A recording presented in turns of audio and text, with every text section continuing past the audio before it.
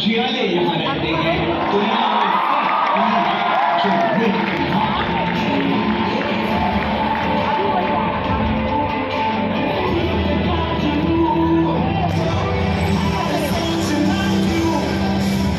देखो, मुल्क मराठों का ये यहाँ शिवाजी डोला था, मुगलों की ताकत को वो अपनी तलवारों पे तोला था।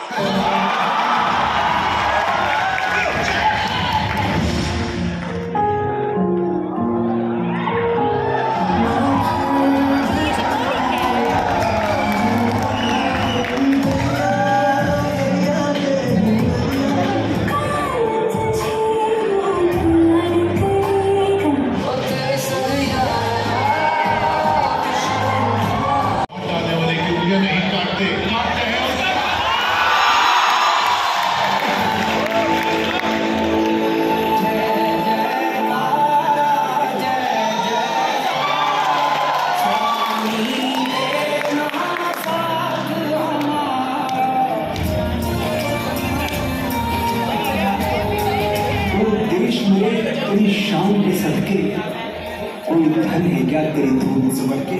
ये अर्ज है दीवाने की, जहाँ बोल सुहानी देखी एक रोज वही मेरी शाम हो। कभी याद करे जो जमाना माटी पे मर मिट जाना, तो जिक्र में शामिल मेरा नाम है।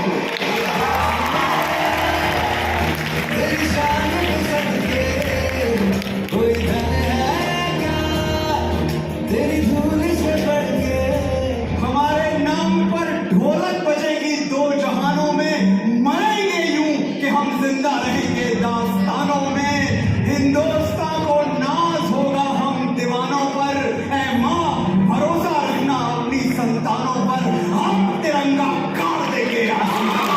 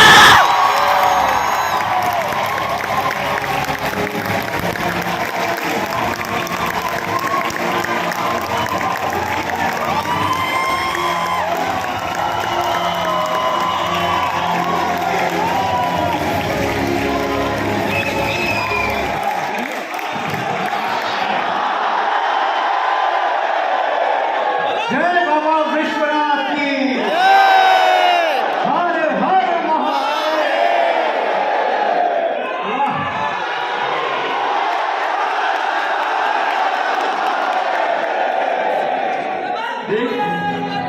देखिए मुझे मैं काशी में खड़ा हुआ हूँ। क्या बात है मेरे भाइयों, मेरे साथियों,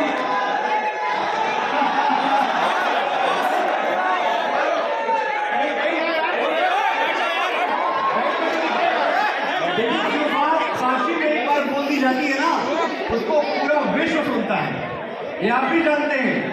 तो आज मेरी वाणी तो ठीक है जो मैं बोलूंगा, मैं चाहता हूं मेरे साथ आप भी बोलते रहें। आप भी जितनी बातें मैं करूं उनके साथ आप अपनी आवाज मिलाएं, अपनी बात मिलाएं।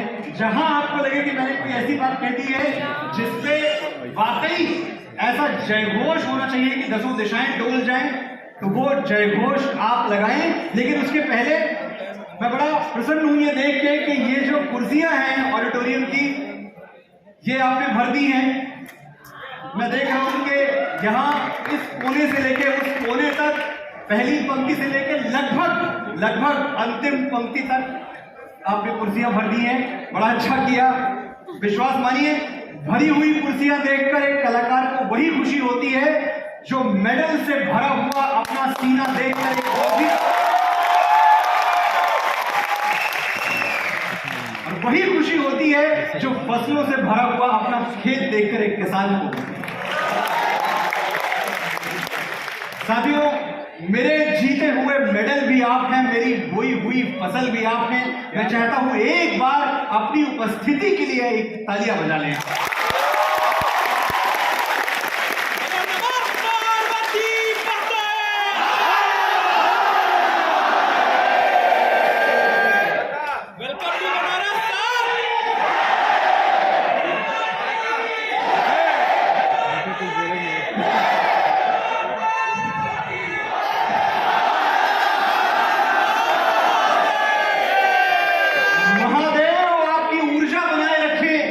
चेतना बनाए रखें, क्योंकि आप ही के दम से हमारी ताकत है, आप ही के दम से हमारी शक्ति है। आदरणीय सुनील अंबेडकर जी बैठे हुए हैं, मैं आपके चरणों में प्रणाम प्रेषित कर दूं, क्योंकि बड़ों को प्रणाम करके ही बात शुरू की जाती है, परंपरा यही है। और अब कहें तो बात शुरू की जाए। देखिए, एक तो बड़ा मुश्किल आज ये है कि मैं प्रतिभा और मेधा की नगरी में खड़ा हूं। ये एक ऐसा शहर है, एक ऐसा नगर है जहां आप 10 मिनट के लिए घूमने टहलने निकल जाएं तो हर चौराहे पे 4 पद्मश्री और 2 पद्म भूषण मिल जाते हैं।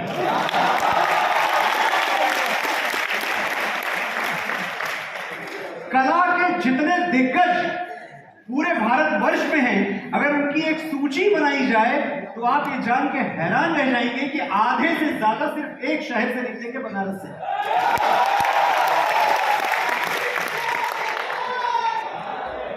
हर हर महादेव। और देखिए क्या है, आजकल तो खैर कम्युनिकेशन का दौर है, सुनील जी बहुत अच्छी तरह समझते हैं, तो हम बहुत सारे चैनल्स पर जाते रहते हैं बात करने। कुछ हिंदी चैनल्स होते हैं, कुछ इंग्लिश चैनल्स होते हैं। तो आजकल मेरी जो मैनेजमेंट टीम है वो मुझे कई बार कहती है कि सर देखिए, कभी कभी ना थोड़ा इंग्लिश में बात किया करिए। तो मैं पूछता हूँ भाई क्यों इंग्लिश में बात करूँ? देखिए, संप्रेषणीयता अच्छी होती है, कम्युनिकेशन अच्छा है, ज्यादा लोग समझ पाते हैं, बात दूर तक पहुंचती है, इंटरनेशनल मीडिया भी सुनता है अगर आप इंग्लिश में बोले।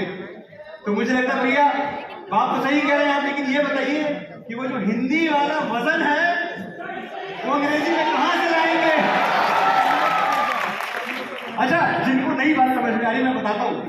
एक साधारण सी सूचना अगर आप इंग्लिश में दें, you know my uncle is a member of state assembly, बड़ी मामूली बात है, बड़ी बात नहीं है।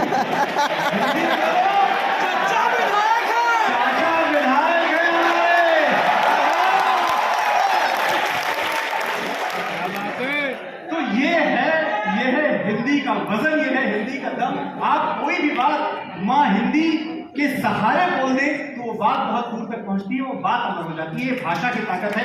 एक बार माँ हिंदी की बात तालियां बजाएं।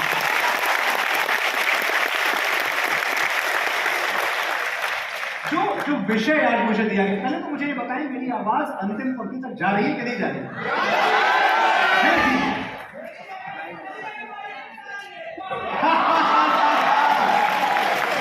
देखिए, कश्मीर में तो भी झंडा भी फहराया गया, देखा हमने, है ना? और वो झंडा फहराया गया, इतना सुरक्षित कश्मीर बना दिया है कि अब वहां कोई भी जाके लाल चौक पर झंडा फहरा के आ सकता है, किसी का झंडा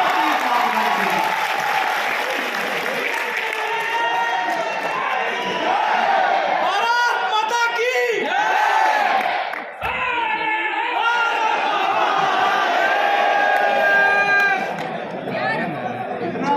आनंद आ रहा है जयघोष लीजिए। देखिए, जो विषय है, लौटते हैं विषय पे लौटते हैं। आज इस विषय पर बात करने के लिए मुझे आदेश दिया गया है आदरणीय सुनील जी की तरफ से। वो विषय ये है कि क्या हमारे इतिहास को सचमुच तोड़ा मरोड़ा गया है? क्या हमें जो इतिहास पढ़ाया गया है वो पूरी तरह सही है, या फिर उस इतिहास के पीछे कोई एजेंडा है, कोई सोच है, कोई सियासत है, कोई राजनीति है? तो सबसे पहले तो चलिए, सूचना क्रांति का दौर है, आप किसी से कुछ नहीं छुपा। जब आपने छुपा लिया तब छुपा लिया, अब तो हर बात आईने की तरह, शीशे की तरह साफ है। तो पहले मान लेते हैं कि हाँ, जो हमने इतिहास पढ़ा है वो अर्ध सत्य है, ये पहले मान लेते हैं। क्योंकि मानेंगे, प्रॉब्लम डायग्नोज कर लेंगे तो सॉल्यूशन की तरफ आगे बढ़ेंगे। समस्या ये है कि मान ही नहीं रहे। समस्या ये है कि जो लिख दिया गया है किताबों में, हमको लगता है नहीं नहीं यही सच है, और कुछ लोग उसी सच को साबित करने के लिए एड़ी चोटी का जोर लगा देते हैं। मैं जानना चाहता हूं कि ऐसा कब हुआ कि हमारी रीढ़ की हड्डी को कमजोर करने के लिए हमें आक्रांताओं का इतिहास पढ़ाया गया। और इसके पीछे एक लॉजिक है। ये बेवकूफ नहीं थे ये लोग, ये मत समझिएगा कि ये कम जानते थे, ये कम समझते थे। ये बहुत शातिर, बहुत चालाक लोग थे। इनको पता था कि जब हम ये बता पाएंगे कि भाई आप तो हमेशा से गुलाम रहे हैं, आप तो हमेशा से पददलित रहे हैं, आप तो रौंदे हुए कुचले हुए लोग हैं, तो आप अपनी रीढ़ की हड्डी डेवलप नहीं कर पाएंगे, आपका स्वाभिमान नहीं जागेगा। और जब आपका स्वाभिमान नहीं जागेगा तो आप प्रश्न नहीं पूछेंगे, सवाल नहीं पूछेंगे, ढोर डांगर की तरह, गाय बैल की तरह आपको हाँक देंगे। ये सियासत की चाल हमेशा से रही है। लेकिन आप सोचें कि क्यों ऐसा है कि हमारे पाठ्यक्रम में हमें अकबरों और बाबरों पर सैकड़ों पन्ने रटवा दिए, सैकड़ों पन्ने। एक जी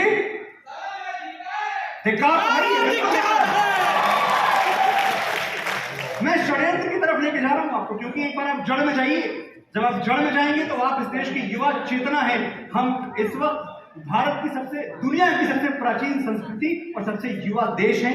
एक बार इस देश का युवा ये जान जाएगा कि छल क्या हुआ है, घात क्या हुई है हमारे साथ, तो शायद समाधान निकलने शुरू हो जाए। शायद जब हम 100वीं वर्षगांठ मनाएं आजादी की, तो सचमुच हम विश्व गुरु बन चुके हैं। तो किसी को भी एक कक्षा 10 के, कक्षा 12 के, मैं भी यही का पढ़ा हूं अमेठी का, ज्यादा दूर नहीं है, बगल में ही है, प्रयागराज यूनिवर्सिटी से।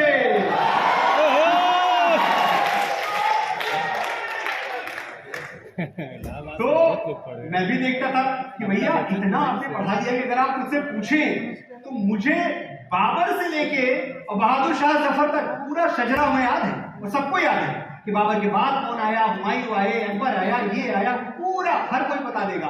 लेकिन अगर किसी से आप खाली 4 पीढ़ियां पूछ लें महाराणा प्रताप की, तो शायद किसी को याद नहीं होंगी। इतना बड़ा दुर्भाग्य हमारे साथ हुआ है। हमें राणा कुंभा याद नहीं है, हमें अमर सिंह याद नहीं है, हमें बप्पा रावल याद नहीं है, क्योंकि हमें पढ़ाया ही नहीं गया। ये विश्वासघात हुआ हमारे साथ। और कौन महाराणा प्रताप? जब मैंने तो सिर्फ नाम ले लिया खाली महाराणा प्रताप, लेकिन इतनी आसानी से नाम लेना नहीं चाहिए। महाराणा प्रताप वो क्षत्रिय कुलभूषण, विश्वास मुझे निजवाणी का है, राजपूत कुल प्राणी का, वो झुक सकता है वीर नहीं यदि दूध पिया छत्ता।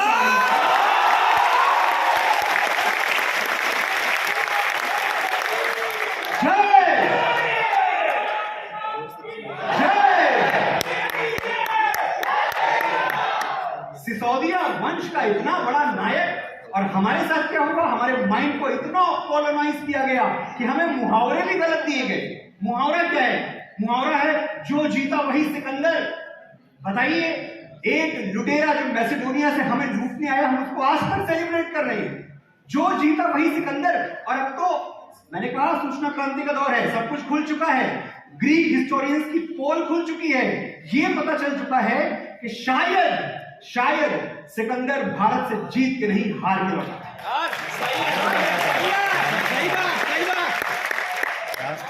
तो हमारे मुहावरे कब बदलेंगे? हम कब बोलना सीखेंगे कि जो जीता वही महाराणा प्रताप? कब बदलेंगे साथियों मुहावरे? आपको बदलने हैं मुहावरे। जब आज इस सभागार से आप जाएंगे तो मैं चाहता हूं थोड़ा सा कुछ आपके अंदर परिवर्तित हो जाए, कुछ बदल जाए। जो जीता वही बाजीराव बलार, 42 युद्ध लड़े, एक भी नहीं हारा। जो जीता वही छत्रपति शिवाजी महाराज। कहां अटके हुए हैं हम? कहां गुलामी के निशानों पे, लकीर पे फकीर हुए पड़े हैं? कहां सिकंदर के जयकारे लगा रहे हैं? और देखिए, मैं फिर से पाठ्यक्रम पे लौटता हूं। ये हमें घिस के पढ़ाया गया। मतलब 10-10 नंबर के क्वेश्चन आते थे यार, पढ़ना पड़ता था। मैंने भी हिस्ट्री पढ़ी है, क्लास 10 तक पता है हमको। ताजमहल किसने बनवाया? अच्छी बात है, धरोहर है हमारी, कोई शिकायत नहीं हमको। ताजमहल किसने बनवाया? पढ़ा दिया आपने। कुतुब मीनार किसने बनवाई? पढ़ा दिया आपने। लाल किला किसने बनवाई? पढ़ा दिया आपने। काशी किसने बर्बाद की? काशी किसने तोड़ी? ये तो नहीं पढ़ाया। सोमनाथ किसने तोड़ा? ये क्यों नहीं पढ़ाया? मथुरा किसने तहस नहस कर दी? ये क्यों नहीं पढ़ाया? आप हमको सेलेक्टिव हिस्ट्री पढ़ाएंगे, आप हमें सिर्फ उतना पढ़ाएंगे जितना आपके काम आ रहा है, उससे आगे आप हमें कुछ जानने और पढ़ने नहीं देंगे। देखिए, अभी 30 जनवरी गई, महात्मा गांधी की स्मृतियों को नमन, लेकिन मुझे इस बात पे तो ऐतराज है कि हमें बार बार ये बताया गया कि महात्मा गांधी को किसने मारा, रटा दिया गया नाम, अंदर तक घुस गया है कि भाई किसने मारा, बच्चे बच्चे को पता है, लेकिन गुरु गोविंद सिंह के 7 साल और 9 साल के बच्चों को जिंदा दीवार में किसने चुनवाया, ये क्यों नहीं बताया हमने?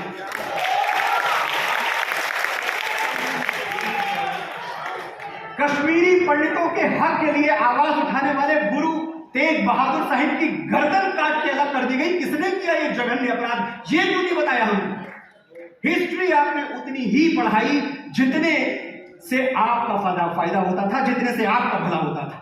लेकिन आज मैं यहां इसलिए आया हूं, मेरा जो रोल है, मेरी जो भूमिका है, वो बहुत सिंपल है, बड़ी साधारण। मैं कोई टीचर नहीं हूं, मैं कोई एक से एक गुरुजन यहां बैठे होंगे। पहली बात तो मैं आपकी विद्वता को प्रणाम करूं, सिर्फ इसलिए कि मैं इस मंच से बोल रहा हूं और आप वहां बैठ के सुन रहे हैं, इससे यह सिद्ध नहीं होता कि मैं कोई आपसे ज्यादा जानता हूं। सिर्फ इससे एक बात सिद्ध होती है कि हाँ, आज मुझे आपने बोलने का मौका दिया है। बड़ी विनम्रता से आपकी श्रवण शक्ति को प्रणाम।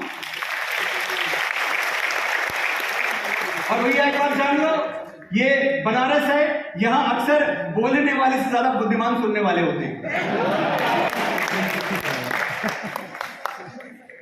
तो मैं आपको आपकी हिस्ट्री, आपकी लेगेसी याद दिलाने आया हूं। इतनी सी भूमिका है मेरी, क्योंकि कुछ बुद्धिजीवी सदियों सदियों से, ये जो मैकाले की औलादे हैं वो तब भी थी और आज भी है, एक बात इन्होंने इतना दुष्प्रचार किया कि भारत ने विश्व को कुछ दिया ही नहीं, विश्व पटल पर भारत का योगदान कुछ नहीं है सिवाय एक शून्य के, सिर्फ 0 दिया है इंडिया ने।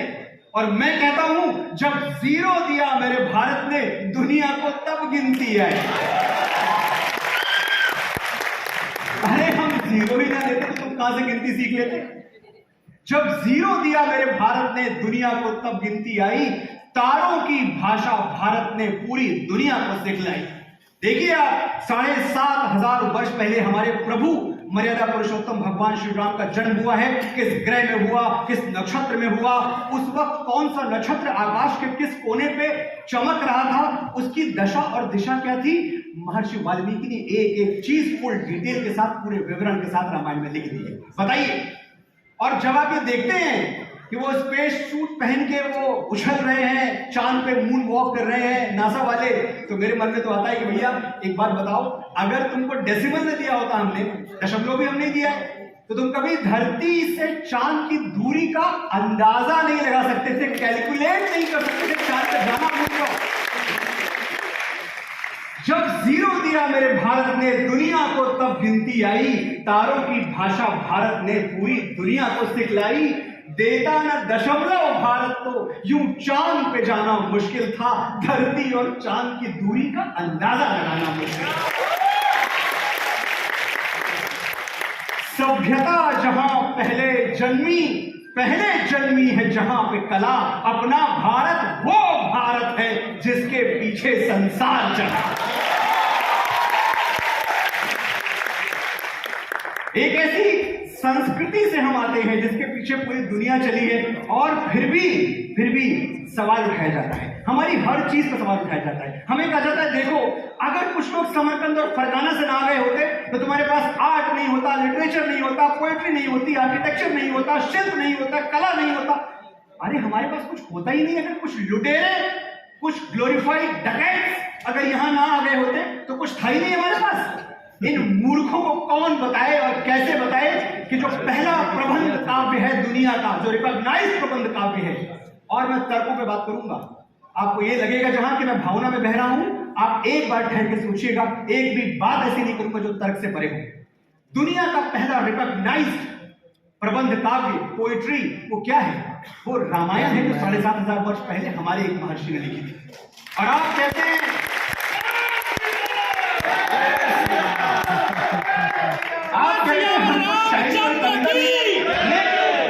ढाई हजार साल पहले मेघदूत लिख दिया बाबा कालिदास ने, और आप हमको शायरी देने आए थे, हमको पोएट्री देने आए थे।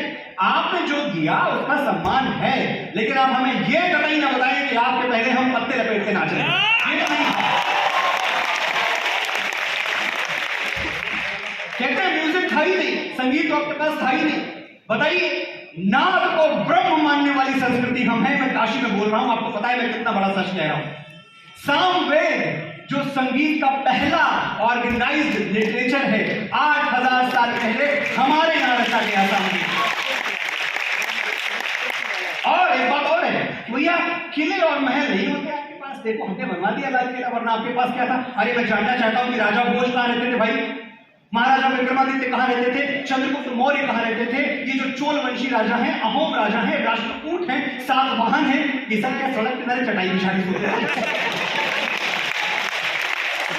किले महल आपके देखिए कॉलोनाइज किया गया, हमारे माइंड को गुलाम बनाया गया, और इस तरह गुलाम बनाया गया कि हमें बहुत वक्त लग गया ये जानने में कि क्या छल हुआ है हमारे साथ। लेकिन साथियों, ज्ञान के आगे गुलामी बहुत देर तक टिकती नहीं, ये बात याद रखिएगा, क्योंकि मैं ज्ञान की नदी में खड़ा होकर बोल रहा हूं। अगर आप ज्ञान का खुली बाहों से स्वागत करेंगे तो गुलामी की तमाम बेड़ियां, तमाम जंजीरें टूट जाएंगी। एक बात आप याद रखें कि आपका परिचय क्या है। और आज मैं काशी के इस मंच से खड़े होकर पूरी दुनिया को बताना चाहता हूं कि मैं कौन हूं और आप कौन हैं।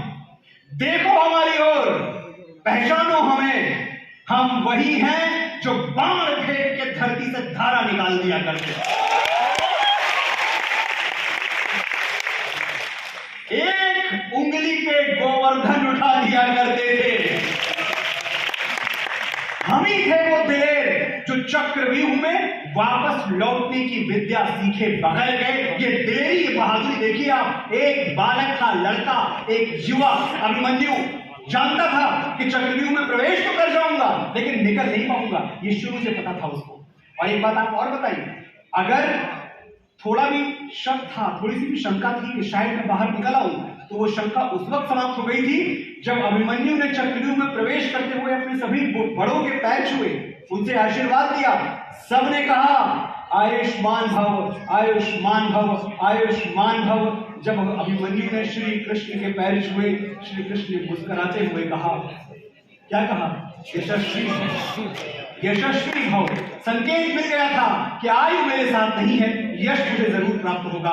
उस वक्त ही पता चल गया था अभिमन्यु को कि मैं चक्रव्यूह से कभी जीवित बाहर नहीं निकलूंगा। चाहता तो भाग जाता, चाहता तो युद्धन मान लेता, लेकिन ऐसा नहीं किया। हमारे भारत का वीर था, और उसी वीर से बिल्कुल अभिमन्यु के सम्मान की तालियां बजनी चाहिए।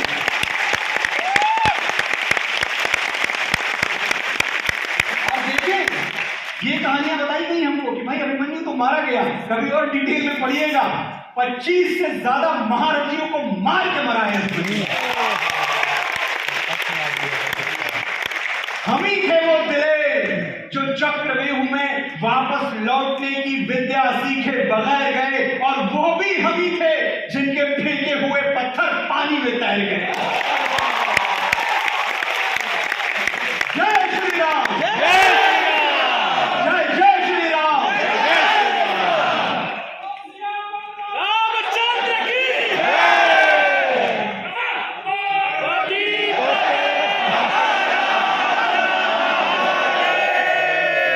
हम ही थे वो दिलेर जो चक्रव्यूह में वापस लौटने की विद्या सीखे बगैर गए, और वो भी हम ही थे जिनके फेंके हुए पत्थर पानी में तैर गए। हम मारना भी जानते हैं और बचाना भी। हमने दुश्मन के लिए फाइटर जेट्स बनाए, संगीन बनाई, और जब जिंदगी की सांस टूटने लगी तो हम ही ने वैक्सीन बनाई।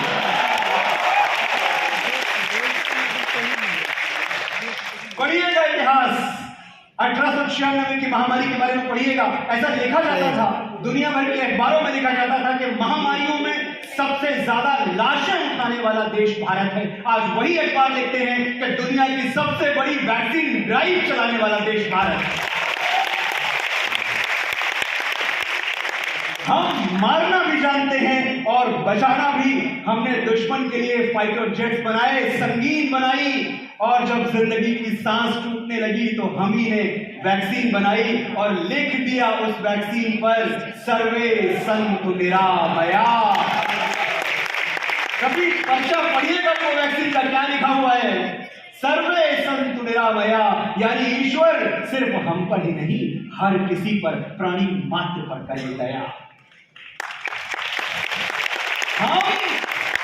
हम जाबाज हैं, जियाले हैं, आंधियों से खेले हैं, बिजलियों के पाले हैं। हम शांति का सवेरा हैं, मानवता के उजाले हैं। पहचानो हमें, हम भारत वाले हैं।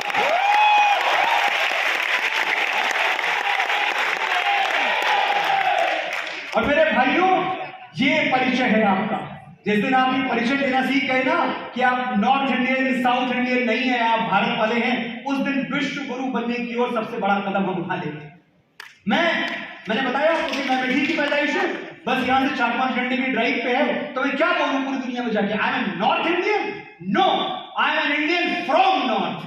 पहले इंडिया आएगा, फिर मेरी दिशा आएगी, पहले देश फिर दिशा। और आज से आप यही बोलेंगे जब भी आपको अपना परिचय देना होगा, भाई what part of India you come from, आपका परिचय ये होगा, I am Indian from north. जो मेरे दक्षिण के भाई बहन हैं, मैं उनसे कहना चाहता हूं, आपका भी परिचय यही होना चाहिए, आई am an Indian from south. गर्व से कहिए, गर्व से कहिए कि मैं भारत से आता हूं। मैं उस भारत से आता हूं जिसके होठों पे गंगा और हाथों में तिरंगा है। आपके देश का गौरव आपको बता रहा हूं, जहां से मैं आता हूं वहीं से आप आते हैं। मैं उस भारत से आता हूं जिसके होठों पे गंगा और हाथों में तिरंगा है। एक बात और, जितनी बार मैं भारत कहता हूं, आज मैं चाहता हूं कि आप भारत शब्द का अर्थ समझ लें। भारत शब्द का अर्थ इंडिया नहीं है मेरे भैया, भारत शब्द का अर्थ हिंदुस्तान भी नहीं है। हम काशी में हैं। भारत और संस्कृत के यहां बहुत सारे विद्वान बैठे होंगे, वो सहमत होंगे मुझसे कि दो धातुओं को बना के ये शब्द मिला के शब्द बनता है, भा और रत। भा धातु प्रकाश के अर्थ में प्रयोग होती है, उजाले के लिए बोली जाती है। जैसे भास्कर, भानु, प्रभात, आभा, ये सब, इन सब का रिश्ता रोशनी से है। भास्कर सूर्य, प्रभात सवेरा, भानु सूर्य, आभा उजाला, सब में भा है और सब का रिश्ता प्रकाश से है। और रत, रत मतलब क्या है? तपस्या रत, साधना रत, शिक्षा रत, लगा हुआ, जुटा हुआ, संलग्न। तो जो प्रकाश की खोज में रत है, वही मेरा और आपका भारत है। तमसो मां ज्योतिर्गमय, आज की बात थोड़ी है, सदियों सदियों से चला रहा है। हमारी परिभाषा इतनी है, और यही हमारा राष्ट्रीय चरित्र भी है, कि हम प्रकाश की खोज में रहते हैं। हम पूरे जीवन अंधकार से प्रकाश की यात्रा करते रहते हैं। मैं उस भारत से आता हूं जिसके होठों पे गंगा और हाथों में तिरंगा है। मैं उस भारत से आता हूं जो कभी सत्यम शिवम सुंदरम, कभी वंदे मातरम, और कभी पंजाब, सिंध, गुजरात, मराठा, द्राविड़, उत्कल, बंगा है। ये है मेरा आपका भारत। राष्ट्रगान याद आया? राष्ट्रगान याद आया? पंजाब, सिंध, गुजरात, मराठा, द्राविड़, उत्कल, बंगा। और देखिए, इस देश में बुद्धिजीवी हैं जो ये कहते हैं कि भाई ये जो राष्ट्रगान है ना, ये थिएटर में क्यों बजाते हो यार? आप थिएटर में, हम एंटरटेन होने गए हैं, हम गए वहां पॉपकॉर्न खाने, आप वहां राष्ट्रगान बजाते हो और हमको खड़ा होना पड़ता है। गलत बात है। ये हमारी फ्रीडम पे, हमारी फंडामेंटल राइट पे कुठाराघात है। इतनी बड़ी बड़ी बातें करते हैं वो लोग जो 52 सेकंड राष्ट्रगान पे खड़े होने में जिनको एतराज है, और उसी थिएटर के समोसे की लाइन में आधे घंटे खड़े रहते हैं। 52 सेकंड खड़े होने में तुमको है एतराज बड़े? 52 सेकंड, सिर्फ 52 सेकंड, ना एक कम ना एक ज्यादा। 52 सेकंड खड़े होने में तुमको है एतराज बड़े? सियाचिन की सरहद पर कोई बर्फ हो गया खड़े खड़े।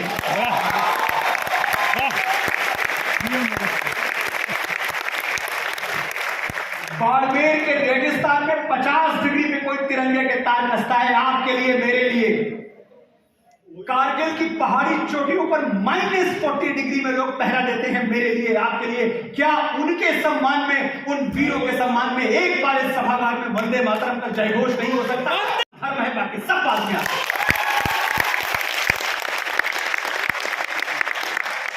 और एक और तर्क है कि भाई संविधान हमें वंदे मातरम बोलने के लिए नहीं कहता। ऐसी कोई बात संविधान में नहीं लिखी है कि आपको वंदे मातरम नहीं बोलनी चाहिए। तो भाई साहब, संविधान तो आपको दाढ़ी बढ़ाने और टोपी पहनने के लिए नहीं कहता।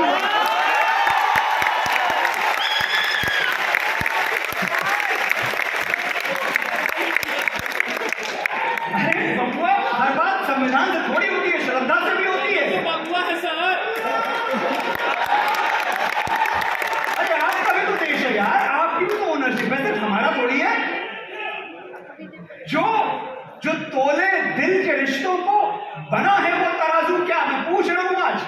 जो कहते हैं वंदे मातरम नहीं बोलूंगा, उनसे एक प्रश्न है मेरा आज काशी की धरती से कि जो तोले दिल के रिश्तों को बना है वो तराजू क्या? अगर दोनों ही भाई हैं तो फिर मैं क्या, तो फिर तू क्या? ये मिट्टी तेरी भी मां है, ये मिट्टी मेरी भी मां है, तो मां को सर झुकाने में मुसलमान और हिंदू क्या है?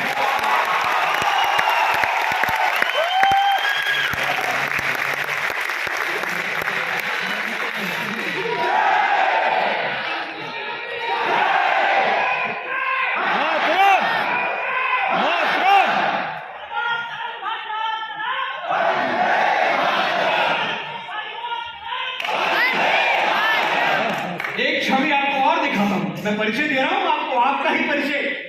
मैं उस भारत से आता हूं जो ठुकराए हुए लोगों की शरण स्थली बन जाता है और 7 समंदर पार परदेशियों को भी सिस्टर्स एंड ब्रदर्स कह के बुलाता है। 1893 शिकागो, हमारी ज्ञान परंपरा के एक देवदूत ने सिर्फ 5 शब्द बोले मंच पर पहुंच के, विश्व धर्म संसद में सिर्फ 5 शब्द, जो कि कोई व्याख्यान भी नहीं था, सिर्फ संबोधन था। Sisters and brothers of America. 7 minute तक पूरा पश्चिम समाज खड़े होकर तालियां बजाता रहा। और क्यों ऐसा? क्यों ऐसा?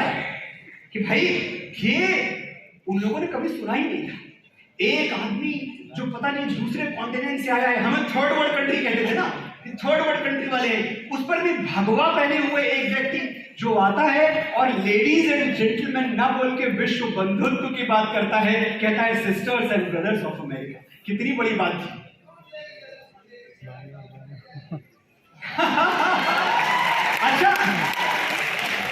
अच्छा इसका देखिए आप, सिस्टर्स एंड ब्रदर्स कहा स्वामी जी ने।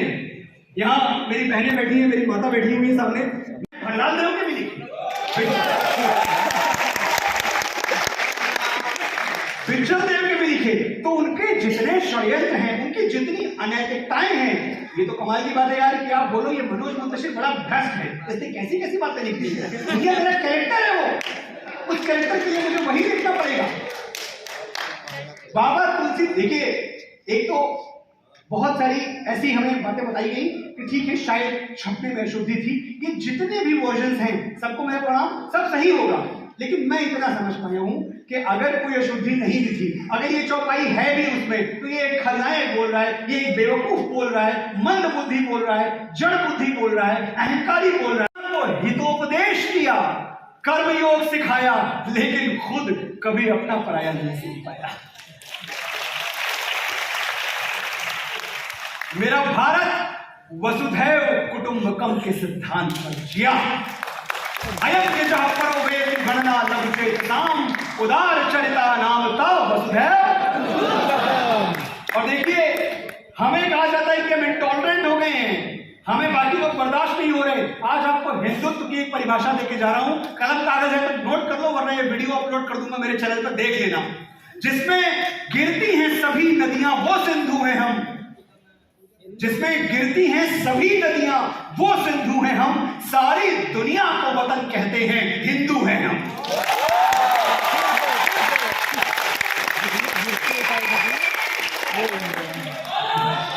जिसमें गिरती हैं सभी नदियां वो सिंधु हैं हम, सारी दुनिया को वतन कहते हैं, हिंदू हैं। गर्व से कहिए आप हिंदू हैं।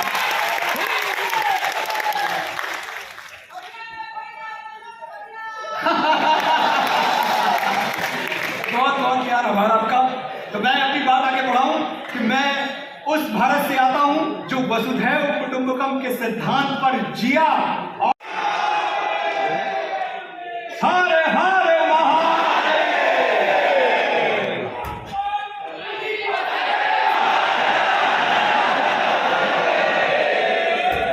मेरा भारत कर्मण्येवाधिकारस्ते गाता है, तीनों लोगों का स्वामी होकर माखन चुराता है।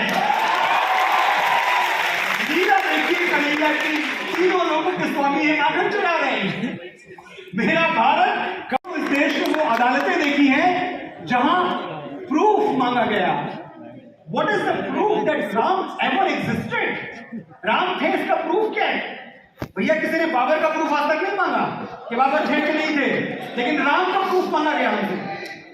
और कमाल की बात है, वो जज साहब जो रामनवमी की छुट्टी पे घर बैठ कर मूंगफली पुटकते थे फ्री को जज साहब पूछते थे कि राम हुए थे, इसका सबूत क्या है? अरे भैया रामनवमी की छुट्टी दी तुमने अभी थोड़े दिनों पहले,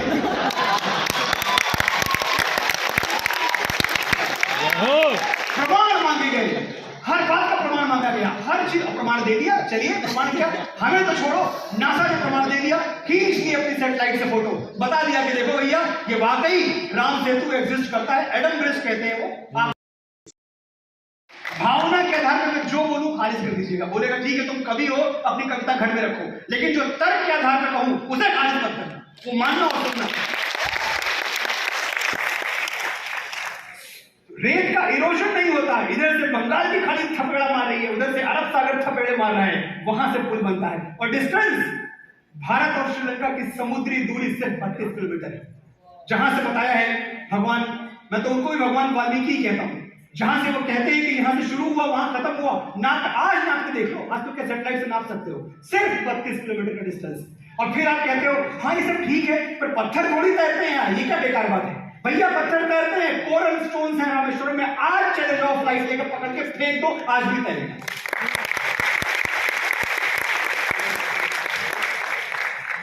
इतने सबूत मांगे गए और हमने दिए। देखिए आप, इस देश का दुर्भाग्य रहा कि हमने कसाब जैसे पिशाच देखे, लेकिन सौभाग्य रहा कि हमने प्रोफेसर एपीजे अब्दुल कलाम जैसे देवपुरुष देखे।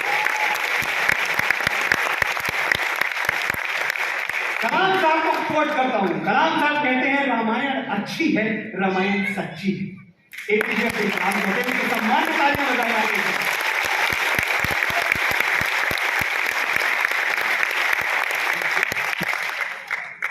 मेरा भारत आकाश सा बलवान है, फिर भी धरती सा धैर्यवान है। सही कह रहा हूं? मेरा भारत आकाश सा बलवान है, फिर भी धरती सा धैर्यवान है। मेरा भारत प्रेम का पुण्य लोक, अहिंसा का जन्म स्थान है, लेकिन स्त्री का अनादर हो जाए तो हमारा बच्चा बच्चा हनुमान है।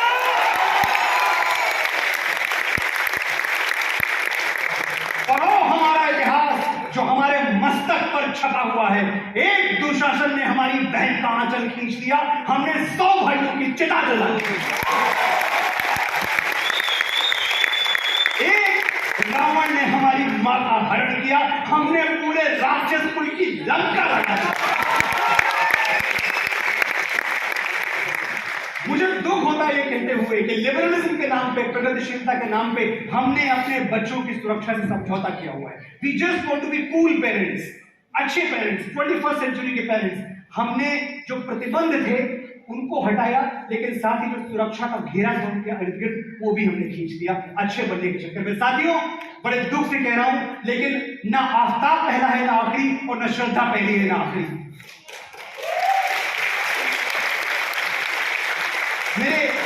मेरी बहनें बैठी हुई हैं यहाँ, कुछ मेरी बच्ची की उम्र की भी होंगी।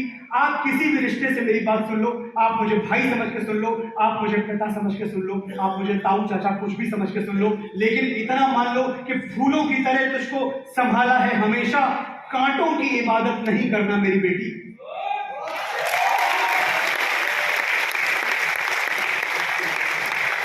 अगर ये बोलते हुए मैं आपको पिछड़ा हुआ लगता हूं, मैं रिग्रेसिव लगता हूं, तो मैं मानता हूं कि मैं पिछड़ा हुआ हूं, लेकिन मुझे अपनी बेटी पे, अपनी बहनों पे इतना सा भी फर्क आ जाए ये बर्दाश्त नहीं।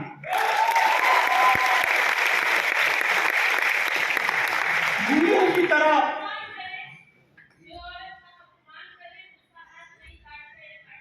गला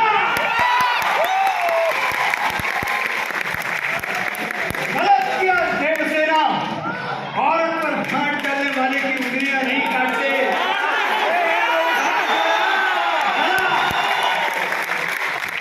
फूलों की तरह तुझको संभाला है हमेशा, कांटों की इबादत नहीं करना मेरी बेटी।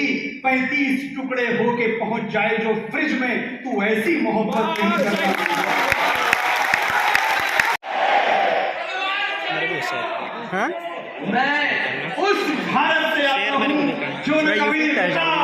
झुका न डरा है, मैं उस भारत से आता हूँ जो वीरों की वसुंधरा है। आज अपना परिचय इसलिए दिया क्योंकि प्रणाम करके परिचय देना हम भारतवासियों की परंपरा है।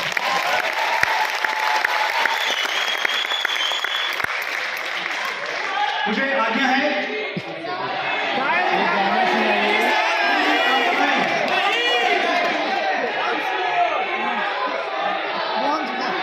देखिए अगर मुझे कुछ बोलना ही है तो यहां तक तो मैंने आपका बोल दिया, मैं यहां से अपना बोलना चाहता हूं।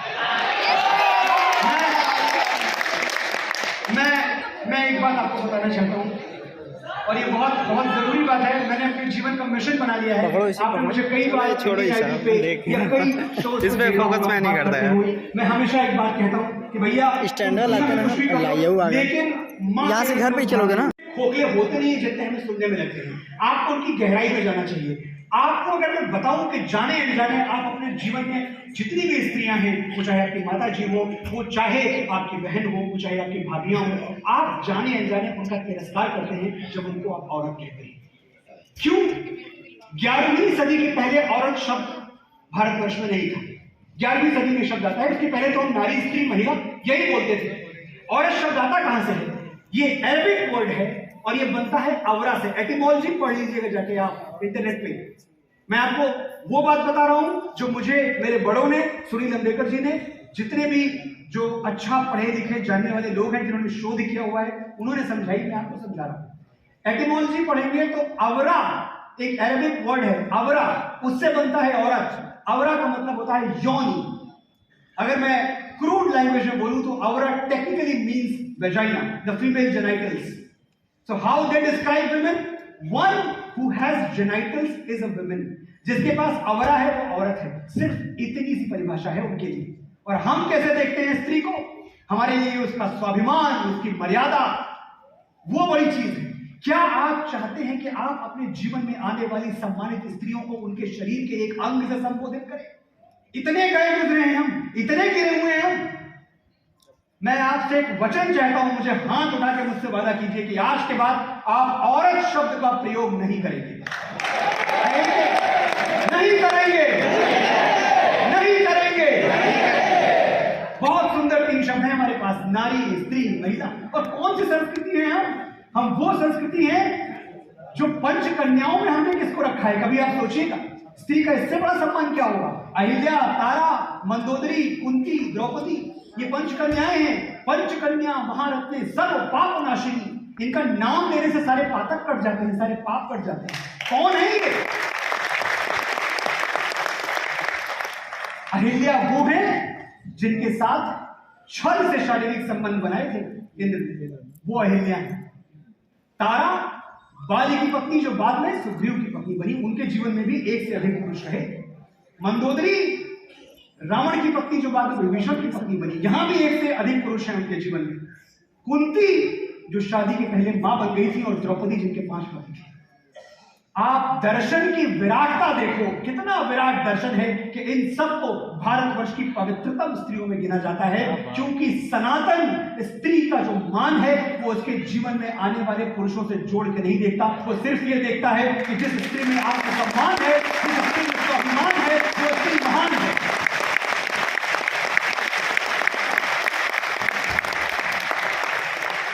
इतना विराट दर्शन है मेरा, हम इतना बड़ा सोचते हैं। मैं वापस लौटता हूं, मैं सिर्फ एक बात कह रहा था कि मेरी माँ जब भी मोहल्ले की 5-6 महिलाएं इकट्ठा होती, वो शुरू हो जाती कि देखो तुम्हारा रिंकू भी अच्छा है, तुम्हारा रानू भी अच्छा है, सुरेश भी ठीक ही है, लेकिन मेरे मन्नू जैसा कोई नहीं। क्या है? क्या बात है? मन्नू में, और मैं बगल में बैठा होता, मुझे इतनी शर्म आती कि देखिए भैया, वो जो रिंकू को आप ऐसे बोल रही हो, 85% आया उसका भी, और मैं 54 वाला हूं। मतलब आप बोलने के पहले सोचो तो मम्मी यार क्या कह रही हो। ये जो दूसरे आपने पिंकू को बताया, ये क्रिकेट का कैप्टन है हमारे यहाँ, और मुझे गुल्ली डंडा खेलना नहीं आता। क्या है मुझ में ऐसा? लेकिन मम्मी थोड़ी दिन समझती कि ठीक है कोई बात, मन्नू आगे से नहीं बोलूंगी। फिर 5-6 दिन गुजरा, 4-6 महिलाएं आई, दूरदूरिया चमाने, हमारे यहाँ दूरदूरिया होती थी, बस देख रहे हैं। तो दूरदूरिया चमाने जहाँ महिलाएं इकट्ठा हुई, वहां अरे देखो सब ठीक है, लेकिन मेरे मन्नू जैसा कोई नहीं। मैंने एक दिन थक हार के विवश होकर मजबूर होकर ये तय किया कि मैं अपनी मां को ये झूठ बोलने मेरे इंतजार में खुली आंखों से बस वही सो सकती है। कोई खुली आंखों से सो के दिखाए। 2 बजे घर में एंटर करता मैं और 2 बजे कैसे कुंडी खोली, मम्मी कमरे से मन्नू कुछ खाया? अरे 2 बजे खा के आया हूं, 2 बजे जाते ही नहीं। मेरे इंतजार में खुली आंखों से बस वही सो सकती है, मेरे दुख में मुझसे ज्यादा बस वही रो सकती है। माथा चूम के मुकद्दर बदल देने का जादू उसी को आता है और उसी का हाथ है जो थर्मामीटर से भी ज्यादा करेक्ट टेम्परेचर बताता है। मैंने रिश्तों की तमाम किताबें पढ़ के देख ली, पहले पन्ने पर मां का ही नाम लिखा था। वो मुझ पे तब से जान देती है जब मैं प्रेगनेंसी स्ट्रिप पर सिर्फ एक लकीर बन के देखा। और मैंने कहा था कि मैं तर्क सिद्ध करूंगा कि मां के प्यार का कोई मुकाबला नहीं है। सिद्ध कर रहा हूं, नोट करिए, हिसाब लगा के देख लो, दुनिया के हर रिश्ते में कुछ अधूरा आधा निकलेगा। एक मां का प्यार है जो दूसरों से 9 महीने ज्यादा निकलेगा। चलो कुछ मत मानो, मैंने जितनी बड़ी बड़ी बातें की कुछ मत मानो, पर इतना तो मानोगे ना कि हाँ उसका प्यार दूसरों से 9 महीने ज्यादा है। इसको तो कोई काट नहीं सकता दुनिया में। और भाइयों एक बात याद रखना, आप अपने जीवन में कितना भी धनार्जन कर लो, कितने भी लखपति करोड़पति अरबपति बन जाओ, कभी वो सिक्के नहीं लौटा पाओगे जो आपकी मां ने आप मैं एयरपोर्ट नहीं पहुंच पाऊंगा। इसलिए मैं 7:30 हो रहा है, 4 मिनट और आपसे बात करूंगा और फिर मुझे रोकिएगा, मैं चला जाऊंगा। बनारस में सर छोड़ दीजिए, बनारस में आए आप छोड़ दीजिए सर। जी कुछ कह रहे हैं? अच्छा सुनिए, मुझे भी मैं होटल में था सर सुनील जी, तो कुछ लोग मुझसे मिलने आए, कुछ बच्चे यही वाराणसी के, बड़े घबराए हुए थे। एक दो ने मुझसे, और बड़े काबिल, बड़े बुढ़ी, एक दो अच्छा लिखते थे, एक डायरेक्टर बनना चाहते थे, एक एक्टर बनना चाहते थे, और मुझसे आगे कह रहे हैं कि देखिए सर अब बहुत डर लगता है। डर ये लगता है कि वहां हमें कौन पूछेगा, हमारे पास तो ना कोई सरनेम है, ना खान लगा हुआ है, ना बच्चन लगा हुआ है, ना कपूर लगा हुआ है, हमें वहां कौन खड़ा करे। अच्छा इन सरनेम्स की इज्जत है हमें, मैं खाली इसलिए बोल रहा हूं क्योंकि लोग अक्सर सरनेम से डर जाते हैं, घबरा जाते हैं। तो ये कैसे होगा, हम मुंबई अगर आ भी गए तो हमें कौन पूछेगा। देखिए आज मैं आप सबकी तरफ से, वाराणसी वालों की तरफ से और वाराणसी के यूथ की तरफ से, कला की दुनिया में जितने भी लोग यहाँ जुड़े हुए हैं उन सब की तरफ से उन आकाओं से कुछ कहना चाहता हूं जो आपको डराते हैं, जो कहते हैं कि मुंबई मत आना, खड़ा नहीं होने देंगे तुमको। उनको मैं कुछ कहना चाहता हूं। सुनो बड़के शहर और बड़के नाम वालों, अपने बड़प्पन का झुंझुना कहीं और जाके बजाओ। सुनो बड़के शहर और बड़के नाम वालों, अपने बड़प्पन का झुंझुना कहीं और जाके बजाओ। हमारे तेवर से टकरा गया तो टूट जाएगा। हम बसैती पे आ गए ना बाबू, तो बड़े बड़ों का पसीना छूट जाएगा। हम जानते हैं तुम पावर में हो, तुम्हारे खरीदे हुए जौहरी हमको हीरा नहीं पत्थर कहेंगे, हम फिर भी चमक के रहेंगे। तुमने मसनद में जो मुंसिफ बैठाए हैं वो हमको कलाकार नहीं मानेंगे, अदाकार नहीं मानेंगे, फनकार नहीं मानेंगे, गीतकार नहीं मानेंगे, हम फिर भी हार नहीं मानेंगे। चालू डब्बे में चढ़ के बंबई आएंगे और तुम्हारे हवाई जहाज से डबल ऊंचा उड़ के दिखाएंगे। तुम्हारे हाथ में पावर है, हमारे हाथ में ताकत, दोनों का अंतर समझ लो। सुनने में कैसे शब्द हैं पर अंतर है। तुम्हारे हाथ में पावर है, हमारे हाथ में ताकत, दोनों का अंतर समझ लो। पावर वो कुर्सी है जो किसी की सगी नहीं हुई, चाहे कोई जिए या मरे, और ताकत वो बचपन का यार जो यारी में गर्दन कटा दे और उफ तक न करे। तुम भी यार कमाल करते हो, शेर के बच्चे को चाबुक दिखाते हो, हमको डराते हो। जब छोटेलाल मास्टर डर से डर पड़ा रहे थे, हम पेड़ की पुलगी पे चढ़ के से अमरूद खा रहे थे।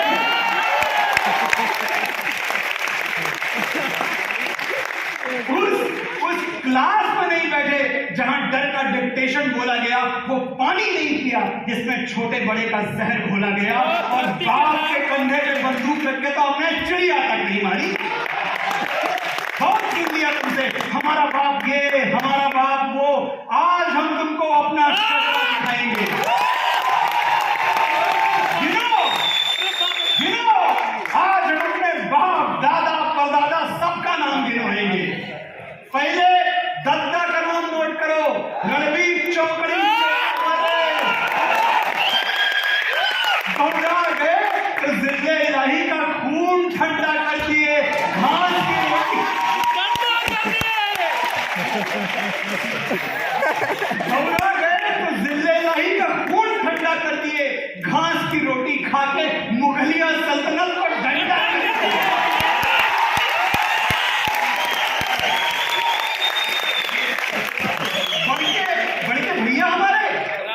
बड़के भैया हमारे 14 साल जंगल जंगल जोगी की सवारी फिरती रही और सिंहासन पे उनकी खड़ाऊ राज करती है।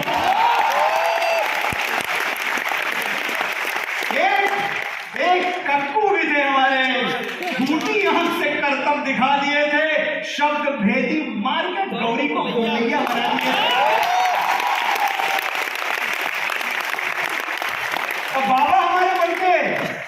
बाबा हमारे बढ़के एक पगलेट राजा ने चुटिया खोल दी तो ऐसा भड़के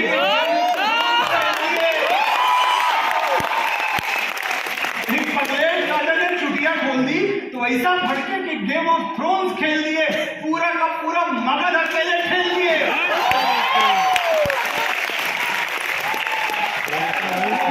चार काफी है कि और गिनवाएं?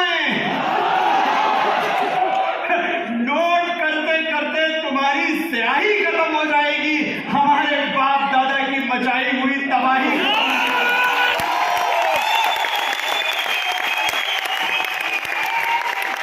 तो बॉटम लाइन बोल दे रहे, नोट कर लो।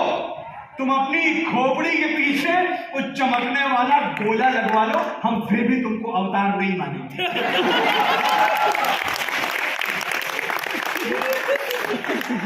तुम्हारे नाम का कलमा नहीं पढ़ेंगे, तुमको परवरदिगार नहीं मानेंगे। तुम वंशवाद की जमीन खोद के हमें गाड़ दोगे तो हम बगावत का बीज बन के फूटेंगे, पर तुमसे हार नहीं मानेंगे।